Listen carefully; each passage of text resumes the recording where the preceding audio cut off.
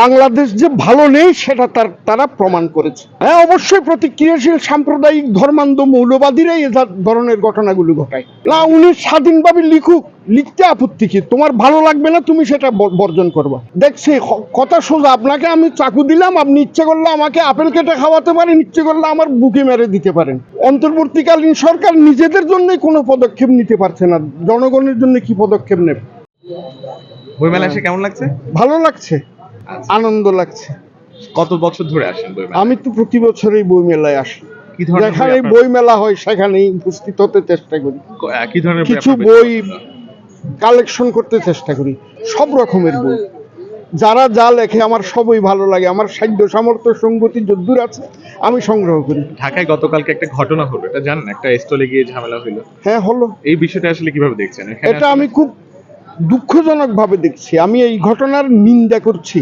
যারা এই কাজগুলো করছে তারা মানুষের জ্ঞান অর্জনের পথে প্রতিবন্ধকতা তৈরি করছে।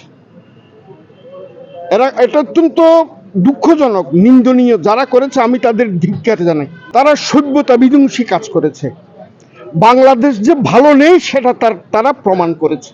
বাংলাদেশ এখন ভালো নেই। হ্যাঁ, অবশ্যই প্রতিক্রিয়াশীল সাম্প্রদায়িক ধর্মান্ধ মৌলবাদীরাই এ ধরনের ঘটনাগুলো ঘটায়। না, উনি স্বাধীনভাবে লিখুক, লিখতে আপত্তি কি? তোমার ভালো লাগবে না, তুমি সেটা বর্জন করবা। বাংলাদেশে কত মন্দ কিছু আছে, আমরা কি সব মন্দগুলোর সাথে একাত্ম হই? আমরা অনেক কিছু বর্জন করি, অনেক কিছু গ্রহণ করি। যেটা ভালো সেটা গ্রহণ করব, যেটা মন্দ সেটা বর্জন করব। দেখছি কথা সোজা, আপনাকে আমি চাকু দিলাম, আপনি ইচ্ছে করলে আমাকে আপেল কেটে খাওয়াতে পারেন, ইচ্ছে করলে আমার বুকে মেরে দিতে পারেন। এখন কি করবেন সেটা আপনার মন মানসিকতা, আপনার অস্তিত্ব অবস্থানের উপর নির্ভর করে। অন্তর্বর্তীকালীন সরকার নিজেদের জন্য কোনো পদক্ষেপ নিতে পারছে না, জনগণের জন্য কি পদক্ষেপ নেবে? এরা তো দিশেহারা। গোটা দেশটাই এখন নরক কুণ্ডের মতো অবস্থায় আছে। প্রকৃত অপরাধীদের আড়াল করে সুরক্ষা দিয়ে সাধারণ মানুষকে হয়রানি করছে নানাভাবে। বিভিন্ন জায়গায় বিভিন্ন স্থানে মানুষ হয়রানির শিকার হচ্ছে, সংকটের মধ্যে আছে। এই যে বই মেলাটা, এখানেও নিরাপত্তার প্রশ্ন রয়ে গেছে, অনেকভাবে রয়ে গেছে।